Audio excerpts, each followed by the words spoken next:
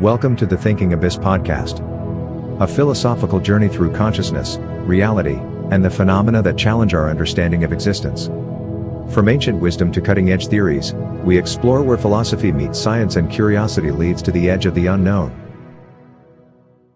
Welcome to this deep dive, where we try to take some of these really dense, challenging thinkers, the ones maybe you bounced off of in college, and see if we can pull out something genuinely useful, something applicable for daily life. And today, we're really diving in deep, aren't we? We are. We're strapping in and plunging right into the, let's face it, often formidable, maybe even frosty mind of Arthur Schopenhauer. Right. And for a lot of people, that probably sounds like a recipe for a pretty gloomy afternoon. Yeah, exactly. Schopenhauer he's world famous for basically saying existence is suffering. Fundamentally, he's the ultimate pessimist philosopher, That really is the core paradox we need to tackle today, isn't it? Yeah. Because if you wanted like a feel-good read, you definitely wouldn't pick up The World as Will and Representation. No, definitely not. Yet. And this is the fascinating part. Despite this really brutal honesty about metaphysics, he spent a lot of time outlining incredibly practical advice for navigating all that misery he talked about. He absolutely did. He just fundamentally didn't believe positive, lasting happiness was, on the table. He saw life as this inherently painful, often futile kind of proposition. Okay. But crucially, once you sort of accept that premise that the goal isn't perpetual bliss, maybe it's just survival or endurance, then the next logical question pops up, doesn't it? Which is? Okay, well, if suffering is just part of the deal, how do I make it bearable? How do I stop suffering, stupidly, maybe unnecessarily, and maybe start suffering intelligently? Suffering intelligently. I like that. And that's pretty much our mission today, right? Mm-hmm. We're trying to cut through some of that metaphysical gloom, maybe bypass the really heavy academic stuff for a bit, and just extract his concrete, actionable blueprint. Yeah, the how-to guide.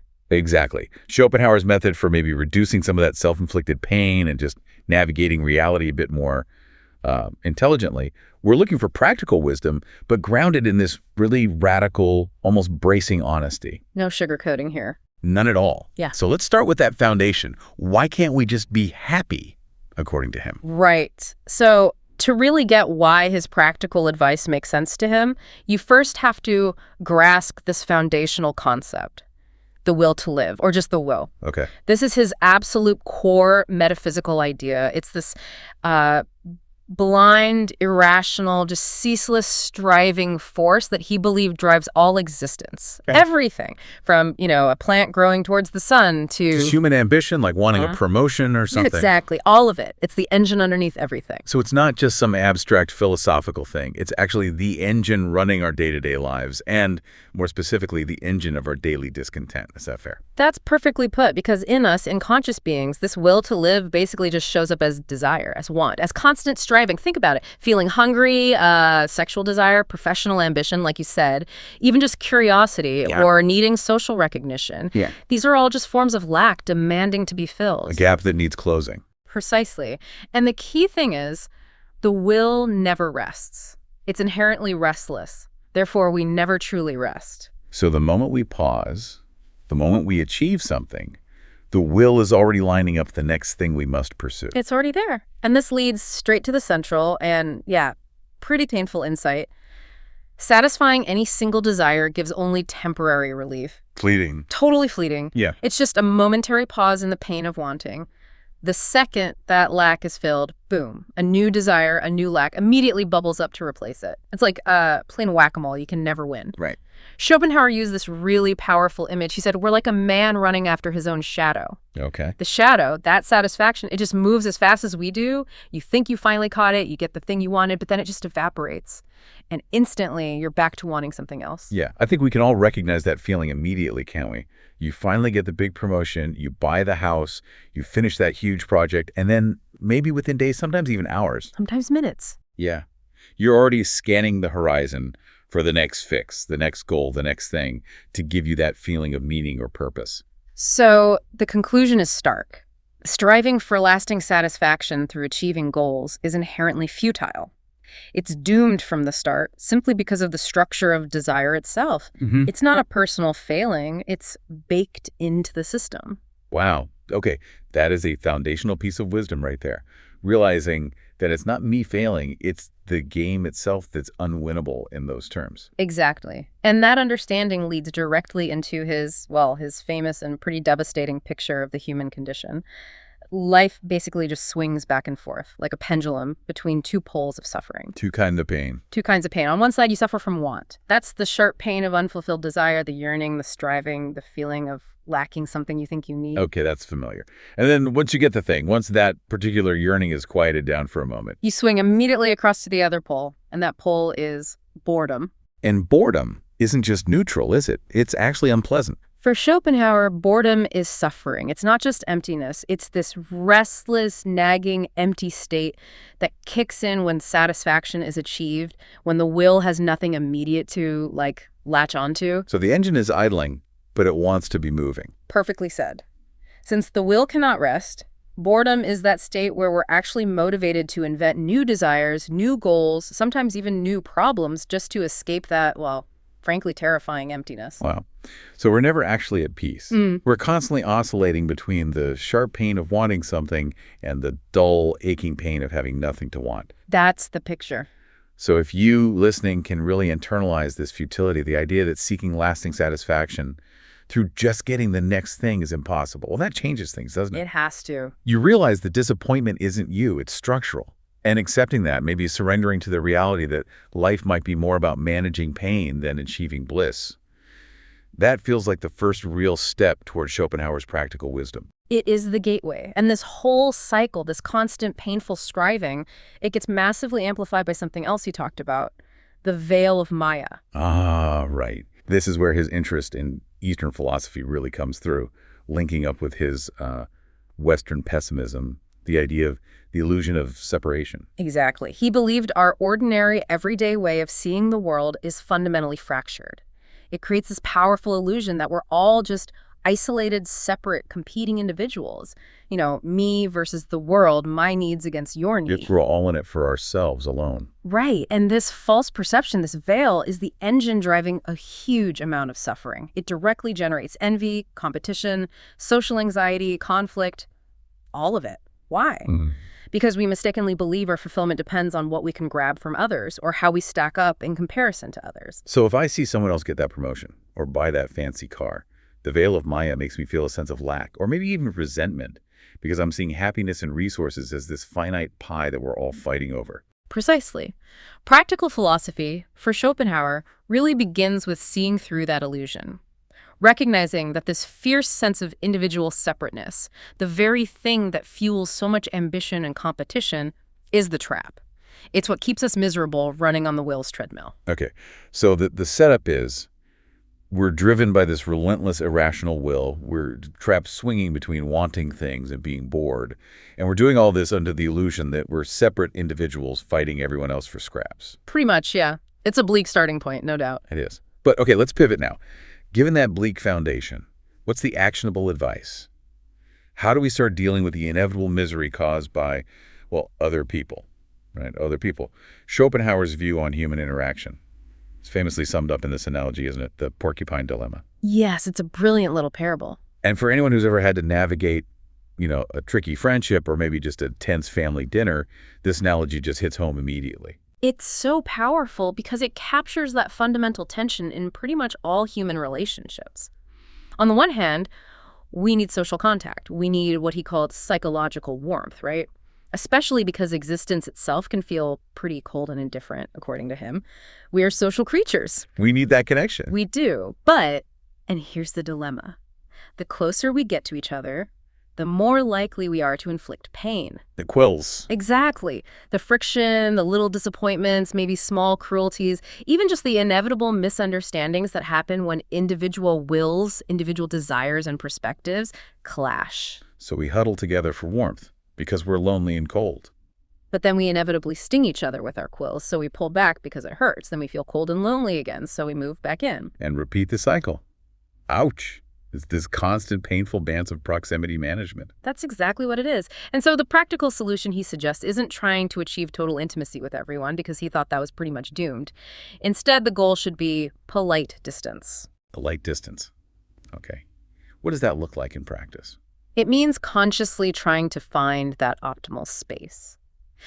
Close enough to get the necessary psychological warmth and social interaction you need, but far enough away to avoid constant mutual injury and disappointment. Finding the sweet spot. But doesn't that require a certain level of maybe sustained cynicism or resignation? Are we just accepting that deep, truly meaningful relationships are basically impossible for most people? Schopenhauer would probably push back on cynicism and say it's just realism. Okay. He maintained, pretty bluntly, that the vast majority of people are driven primarily by vanity, by narrow self-interest. They're prone to envy, gossip, small-minded concerns. So attempting deep, authentic connection with most individuals is, in his view, simply setting yourself up for betrayal or disappointment. So reserve the deep stuff. He reserves genuine intimacy only for those exceedingly rare individuals who possess real intellectual and moral qualities, people you can actually connect with on a deeper level without getting constantly pricked. So the strategy becomes maybe strategic socialization. That's a good way to put it. Maintain pleasant, maybe somewhat superficial relationships with most people, colleagues, acquaintances, your wider social network. Keep things friendly. Fulfill that basic social need for warmth. Yeah, keep the machinery oiled. Right. But fiercely protect your inner world. Yeah. Don't become dependent on them for validation or deep understanding. Learn to enjoy their company, perhaps, without needing something profound from them. Exactly. The dependence is the killer. Which brings us neatly to the crucial counter-strategy here, developing the capacity for solitude. Ah, yes. Being okay with being alone? More than okay. He observed that most people actually fear being alone with themselves. They can't stand their own thoughts, maybe their own conscience, or just that confrontation with the emptiness of the will when there are no distractions. So they constantly chase external noise, social interaction, entertainment. Anything to avoid silence. Which sounds incredibly familiar today, doesn't it? We fill every spare second scrolling, texting, seeking interaction, often just to avoid being quiet with ourselves. Guilty as charged. But for Schopenhauer's practical philosopher, solitude isn't isolation in a negative way. It's about actively developing crucial inner resources. Like what? Cultivating contentment in your own thoughts through reflection, reading, maybe creative activity. If you can genuinely enjoy your own mind, your own company, you drastically reduce your dependence on the external world for emotional sustenance, for that warmth. And if you're already warm inside, metaphorically speaking, you don't need to huddle so desperately closely with the other porcupines. Exactly. It helps solve the dilemma from the inside out. But there's a balance to be struck, surely. You can't just become a hermit. No, and he acknowledged that. He saw the danger of excessive isolation. It can lead to eccentricity, maybe moral rigidity, losing touch with reality, losing those basic social skills you still need. Social lubrication, as you called it. Right, so the wisdom lies in finding the balance. Develop your inner world so thoroughly that social interaction becomes more of a choice, something you engage in selectively, rather than a desperate necessity driven by the fear of being alone. Okay, that makes sense. Now, let's shift from managing proximity to managing perception. Because arguably nothing causes more anxiety in our modern world than this constant worry about what other people think of us. Oh, absolutely. And Schopenhauer offers one of his most, I think, genuinely liberating insights right here. The sheer futility, the irrationality of chasing happiness through status and the good opinion of others. He was ruthless on this point. He famously classified all the things humans value, all human goods, into 3 categories. Okay. First, what we are. That's our inner qualities. Intelligence, health, character, temperament, the stuff inside. Second, what we have. Possessions, material wealth. Right. And third, what we represent. This is our reputation, our status, our social standing, how we appear in the eyes of others. What we are, what we have, what we represent. Got it. And his scathing point was that people invest the vast majority of their energy, their time, their money, their anxiety into that third category, what we represent, the least important one, in his view. That is the perfect diagnosis of our age, isn't it? Especially the social media age. We spend hours crafting this perfect online persona, the curated feed, chasing likes, followers, external validation. It's practically irrational behavior, according to Schopenhauer, and here's why. Chasing reputation means you make your happiness entirely dependent on something completely outside your control. Which is? The random, unpredictable, often superficial, and almost always biased thoughts rattling around inside other people's heads. You have minimal actual control over what people think of you. Right. You can try to influence it, but You exhaust yourself in impression management, constantly performing for an audience whose standards are fickle, whose attention wanders, and whose judgment is often based on incomplete or incorrect information. and the moment you start compromising who you genuinely are just to fit in, just to get that approval, whether it's for a promotion or likes on a post or whatever, you start eroding your own self-respect, don't you? That anxiety alone is just draining. Totally draining. So the path to psychological freedom, he argued, is achieving what we might call reputation indifference. Indifference, not hostility, just not caring so much. Pretty much. The wise person learns to largely ignore the noise. But this requires making a really sharp distinction between true honor and mere external reputation. Okay, how did he define that crucial difference? Because honor sounds important. Honor, for Schopenhauer, is internal. It's your integrity, it's your self-respect, it's adhering to your own moral code, the relationship you have with yourself. That, he said, is worth preserving at all costs because it is largely within your control. What you know to be true about yourself. Exactly. Reputation, on the other hand, is just what others think of you. It's based on their often mistaken, biased, or superficial judgments. And for your actual inner well-being, it's largely meaningless. If someone insults your reputation, Schopenhauer basically suggests you should recognize they are insulting you, they're insulting their idea of you, which is their problem, not yours. That's incredibly freeing if you can actually internalize it. So the big takeaway here is cultivating reputation indifference. Yes. If you stop performing for others' approval, you unshackle yourself from a massive burden of social anxiety and competitive stress. You can start making decisions based on your actual values, your real interests, not just on how you think it will look or what people might say. And there's a bonus benefit, too. Yeah. Stepping off that treadmill of status seeking protects you. Reputation, status, social climbing, these are often zero-sum games, right? Mm-hmm. For you to rise, someone else often has to fall, or at least be perceived as lower. Which breeds envy, resentment, conflict. Exactly. By refusing to play that desperate game for external status, you not only free yourself, but you also protect yourself from all that negative competitive energy. And maybe it opens up space for more genuine, non-competitive relationships based on something other than hierarchy. Okay, so we've talked about managing the external world, keeping a polite distance from people, developing indifference towards status and reputation. Now we need to move inward, right to the core of the problem.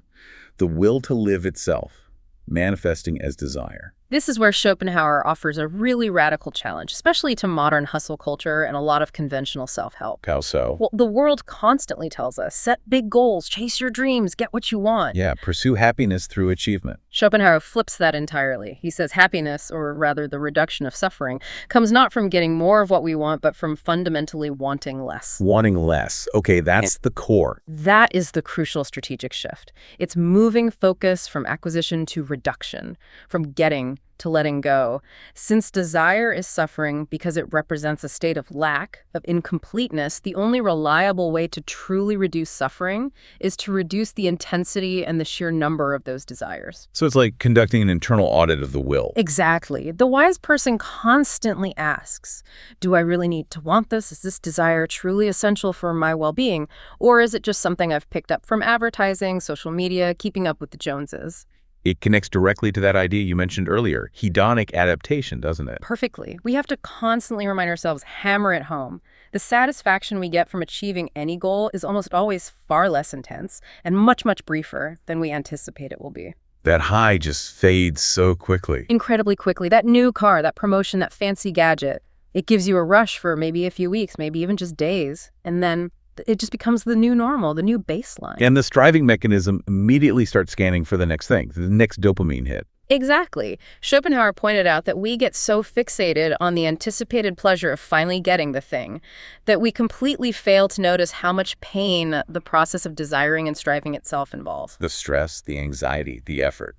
All of it. If you actually quantified the time and energy you spend stressed about, say, earning more money to buy a boat versus the relatively few hours you might actually enjoy on the boat, he'd say the equation is laughably unbalanced against happiness. So the practical strategy that comes out of recognizing this is something like voluntary simplicity. That's a great modern term for it. It means consciously choosing fewer possessions, setting more modest ambitions, sticking to simpler, more reliable sources of pleasure and contentment. This isn't about, like, self-punishment or being needlessly ascetic, is it? No, not at all. It's purely strategic. It's about reducing your vulnerability. The fewer things you require for your sense of well-being, the fewer hostages you give to fortune, the fewer ways the external world has to disrupt your peace. Fewer points of failure. Precisely.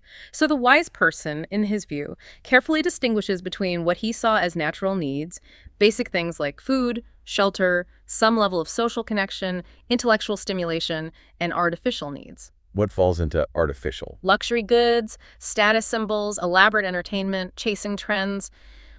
Basically, most of the stuff that's relentlessly pushed on us by advertising, social comparison, and cultural conditioning wants masquerading as needs. So the ultimate freedom, in this sense, is freedom from unnecessary craving, being content with less. That's a huge part of it. And if desire is the engine of suffering, we also have to talk about hope, because hope is the fuel that keeps that engine running red hot.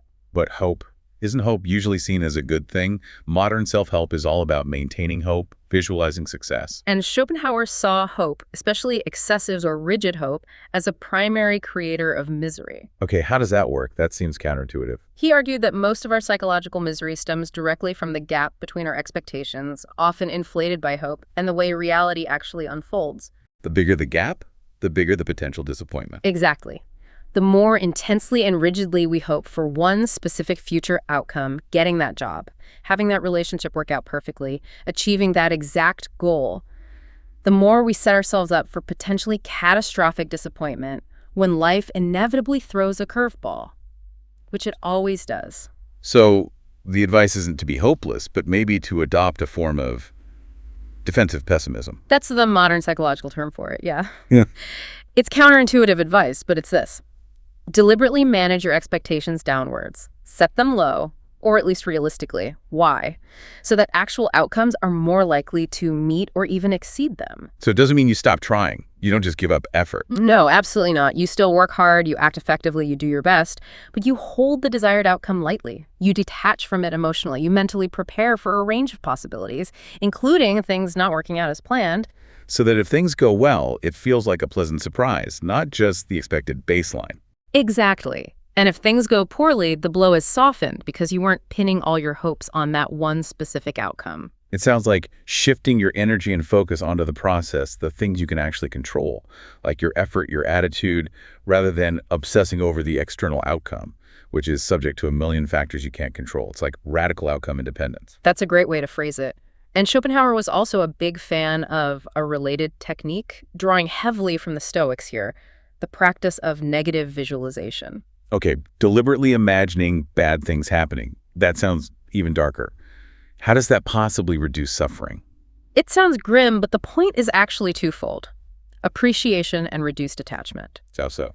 First, appreciation. By deliberately taking time to imagine your current, perhaps imperfect circumstances becoming much worse, imagine losing your job, or a cherished relationship ending, or facing a serious health issue, you cultivate a powerful sense of gratitude for the good things you do have right now, things you normally take for granted. It makes you appreciate the present baseline. Exactly. And second, reduced attachment. It significantly lowers your emotional investment in needing things to stay exactly as they are, or needing a specific, perfect future to materialize. You've already contemplated the loss, you've mentally rehearsed coping with adversity. So when something inevitably does go wrong in reality, the emotional shock, the sense of panic or despair is significantly minimized. You're more prepared. It builds a kind of profound emotional stability, doesn't it? You become less susceptible to that wild roller coaster of hope and despair, which Schopenhauer clearly saw as a major source of human agitation and unhappiness. Precisely. It levels things out. Okay, so we've established that this underlying will to live is the constant source of striving, desire, and therefore pain. We need strategies to manage it, but Schopenhauer also talked about finding reliable refuges, right? Sanctuaries where that ceaseless striving can temporarily just stop. Yes, moments of respite. And for him, perhaps the most profound and maybe his most original path to this temporary liberation was through cultivating our experience of beauty, through the aesthetic experience. This is where his philosophy gets really interesting, almost bordering on mystical for some, but the mechanism he describes is actually intensely practical. Okay, break it down. How does looking at art or nature actually help? His idea is that when we are fully, completely absorbed in experiencing a great work of art, Maybe a sublime piece of music, a stunning painting, or even just witnessing a vast, beautiful, natural scene like a sunset or mountains. Something shifts in us. What shifts? We temporarily stop being purely individuals driven by our personal needs, fears, and desires. For a moment, you forget your bills, your ambitions, your anxieties. You cease to be primarily a willing, striving individual. So it's more than just a pleasant distraction. It's a genuine change in consciousness. He argued it is. He drew a distinction between interested perception and disinterested perception. Most of the time, our perception is interested. That means we see things primarily in relation to our practical needs and desires. You see a beautiful forest, and your first thought might be, can I hike here? Is there timber value? Could I build a cabin? The object immediately gets tethered to your will, to your goals. You're seeing it as a resource or an obstacle or something relevant to you. Exactly. Disinterested perception, however, is different. That's when we manage to contemplate the object purely as it is for its own sake, entirely independent of its relevance to our personal desires or practical uses. Just appreciating the form, the color, the light. The interplay of light and shadow, the complexity of the form, the harmony of the composition, yes. In that brief, pure moment of willless contemplation, the will goes silent. The striving stops. You're just pure, knowing subject, observing a pure object. That moment of pure, disinterested awareness is the respite. That's the temporary freedom. Wow. And he had a special place for music in this, didn't he? He seemed to think music was somehow superior to visual art or poetry. Why was that? He did. He viewed music as the most direct possible path to experiencing the essence of the will itself. His reasoning was that while painting, sculpture, poetry, they all deal with representations of things in the world, ideas, objects, stories, music, he believed, bypasses all that representation. It doesn't depict anything specific. Not in the same way. He felt music speaks directly to the underlying ebb and flow of the will itself, the universal patterns of striving, suffering, temporary release, and renewed striving that define existence. It offers an instant, unmediated experience of transcendence. It can take us immediately to a state where the suffering of individual desire just falls away, and all we are is pure awareness, resonating with the music. That's a powerful idea. So the practical takeaway here seems really vital. Actively cultivating our ability to appreciate beauty and art in nature, in music, isn't just a nice hobby. It's actually one of the most reliable strategies we have for creating these little islands of peace in an otherwise turbulent life. Absolutely. He'd likely see it as almost a philosophical obligation. These aesthetic experiences create what you might call beauty reserves. Like an internal resource. Exactly. Internal resources that can help sustain us when external circumstances get difficult. If you possess the capacity to be utterly absorbed and transported by a sunset or a symphony or a painting, you have a form of inner freedom, a source of non-material joy that can't easily be taken away by financial loss or social disapproval. Okay. So alongside that aesthetic refuge, he also emphasized the wisdom of cultivating our intellectual life, right? Yes, very strongly. Why did he place such a high value on developing intellectual capacities, reading, thinking, contemplation? For a very similar reason, actually, because intellectual pleasures, the joy of understanding, the satisfaction of deep thought, the engagement with great ideas provide a source of meaning and contentment that doesn't depend on external validation or material success. It's internally generated. It's internally generated and self-sustaining. If you are rich inside, intellectually speaking, you can better afford to be poor or overlooked or even somewhat isolated externally. Your well-being has deeper roots. And he made a distinction within intellectual pursuits too, didn't he? Based on how much liberation they offered. He did. He argued that pure theoretical pursuits offer the greatest escape from the tyranny of the will. Things like philosophy, mathematics, deep history, maybe even theoretical science. Why? Because they have no immediate practical concerns or applications. You're just contemplating abstract truths. Knowledge for its own sake. You're engaging with eternal, universal ideas detached from your personal needs and struggles. Applied knowledge, on the other hand, like learning business strategies or specific technical skills, while obviously necessary for navigating life, remains tethered to the will. It's usually about gaining an advantage, achieving a goal, improving your situation, so it offers less genuine respite from striving. So it sounds like a powerful endorsement of cultivating curiosity, just for the pure joy of understanding the world and ideas. It absolutely is. But he also issued a pretty stern warning about the discipline involved, especially with reading. Oh, what was the warning? Schopenhauer was very critical of what he called book learning without thinking, just passively absorbing information, accumulating facts, or swallowing other people's opinions whole without engaging in your own original reflection. He famously said something like, "Reading too much actually prevents us from thinking for ourselves. It can make the mind passive." So the goal isn't just information consumption, it's using reading as stimulation for your own thought process. Precisely. The wise reader, in his view, actively alternates between input reading challenging texts and intense personal reflection. You use books as a springboard for your own mind, not as a substitute for it. The ultimate aim is to develop the capacity to think clearly, independently, and profoundly for yourself. That capacity, that inner intellectual freedom, is a refuge that external circumstances can't easily destroy. It's a necessary component of finding peace. Okay, we've covered a lot of ground. Strategies for managing social life, reputation, internal desire, expectations, finding refuge in beauty and intellect. But there's another piece that seems almost surprising, given Schopenhauer's generally gloomy outlook. Compassion. Yes, it's crucial. Given his reputation, sometimes bordering on misanthropy, how does compassion fit into this practical blueprint for a bearable life? It feels, well, kind of counterintuitive. It does seem that way initially, but it's actually the surprising ethical climax of his whole system. And it flows directly from his metaphysics, from that idea of the will and the veil of Maya we discussed back in part 1. Okay. For Schopenhauer, compassion isn't just like a nice moral duty we ought to follow.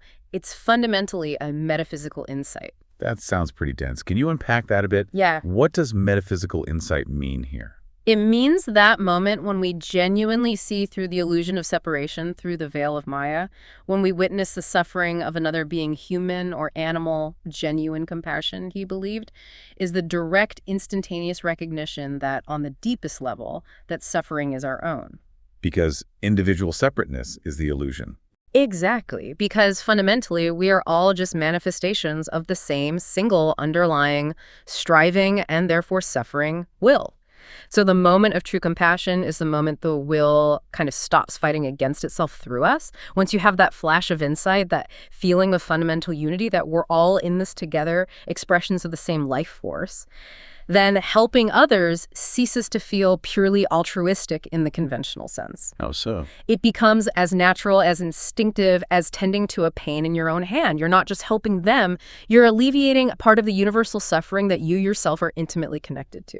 Wow. Okay. So if I genuinely act to relieve someone else's pain, I'm literally, in a metaphysical sense, relieving a part of the pain that I also experience. That fundamentally devolves that competitive anxiety, doesn't it? Because you realize you're not really competing against them, you're competing against other aspects of yourself. Precisely.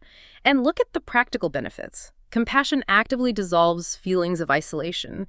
It reduces that constant, gnawing, competitive anxiety.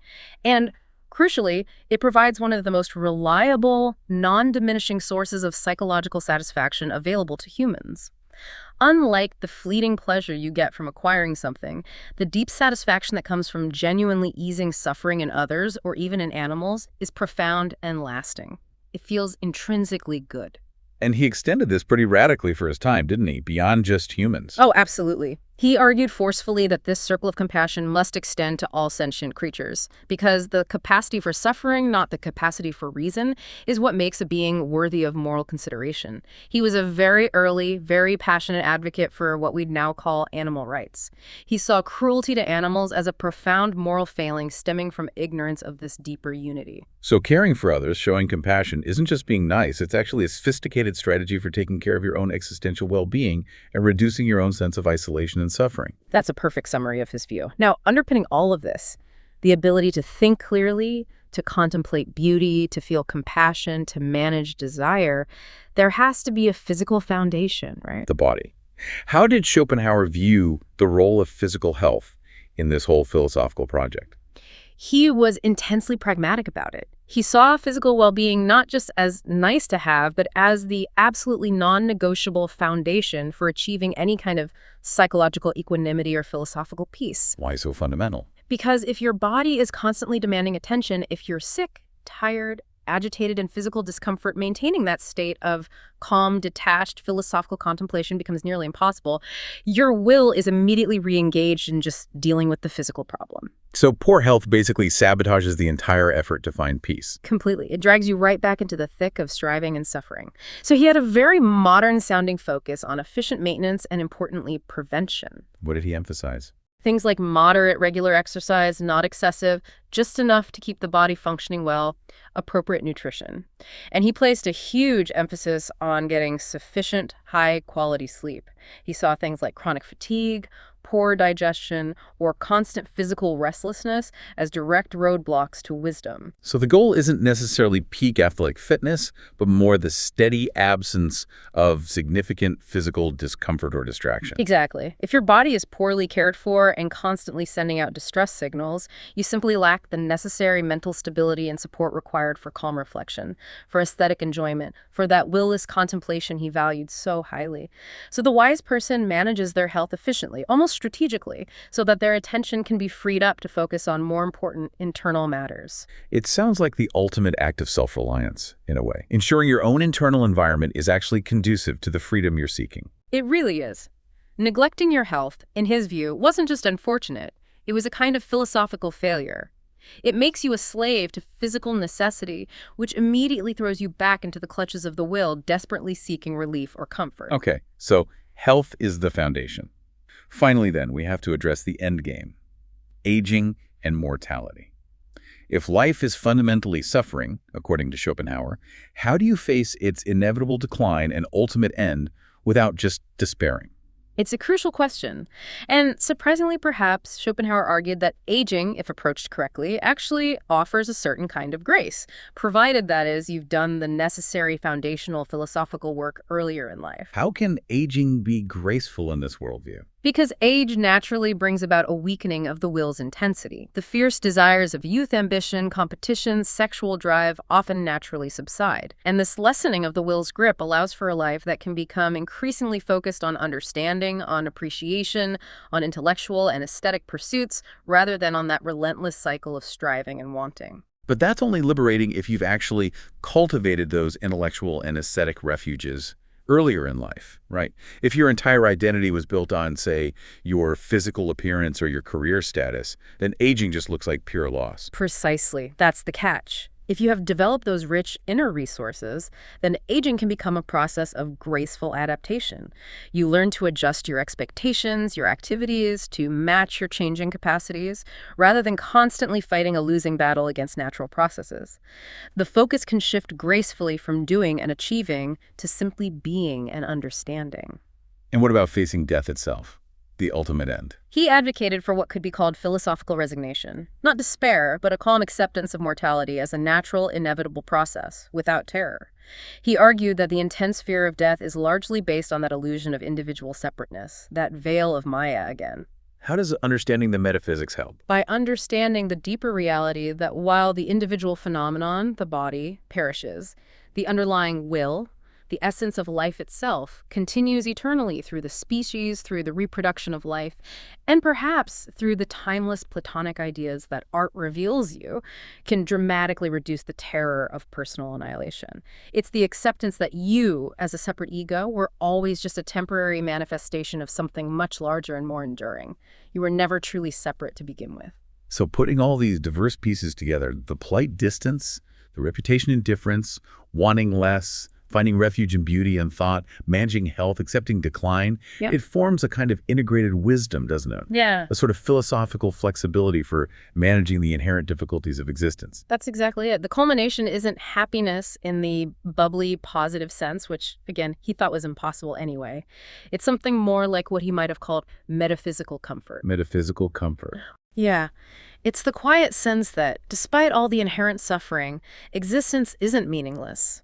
Meaning emerges from our capacity for understanding, for appreciating beauty, for compassionately relieving pain where we can. It's the quiet peace that comes from knowing you are at least suffering intelligently, not just blindly reacting. Hashtag out and outro. You know, this whole deep dive into Schopenhauer, it really reveals something quite profound, I think. His pessimism, which sounds so off-putting at first, is actually intensely practical. It really is. It's pessimism with a plan. Exactly. He offers this set of really durable, time-tested tools for managing suffering intelligently, for finding meaning even within life's limitations, and for deliberately creating these little islands of peace in what can feel like a very turbulent existence. And it presents such a stark, powerful alternative to the kind of relentless, often exhausting optimism and the hyper-competitive striving that seems to dominate so much of modern culture. It really does. And his relevance today. Wow, it feels arguably stronger than ever, doesn't it? I think so, too. In an age where social media just amplifies anxiety about reputation to this deafening roar, and consumer culture works overtime to manufacture endless artificial desires. Keeping us always wanting, always feeling like we're lacking. Schopenhauer's wisdom provides this incredibly potent defense against those twin tyrannies of striving and social comparison. The person who actually tries to live by this blueprint might be quieter, maybe they spend less, maybe they suffer less from envy and anxiety, and they likely find more genuine fulfillment in simpler internal pleasures. So the ultimate goal, maybe the most realistic goal, isn't that elusive, perhaps impossible, dream of perfect, positive happiness. It's something far more modest, more achievable, and maybe ultimately more valuable. Yeah. Just intelligent living. Finding that negative peace, the simple cessation of unnecessary pain. Beautifully put. So perhaps a final thought for everyone listening, drawing directly from Schopenhauer. If the constant pursuit of happiness is potentially the cruelest deception, as he believed, then maybe ask yourself this. What single small desire, maybe it's a desire for external validation, maybe for a particular status symbol, maybe just a nagging material want, what one small desire could you consciously choose to eliminate or at least significantly diminish starting today? Not to achieve bliss, but simply to gain a small but real, reliable bit of that true negative peace. Something to reflect on. Thank you for joining us for this exploration.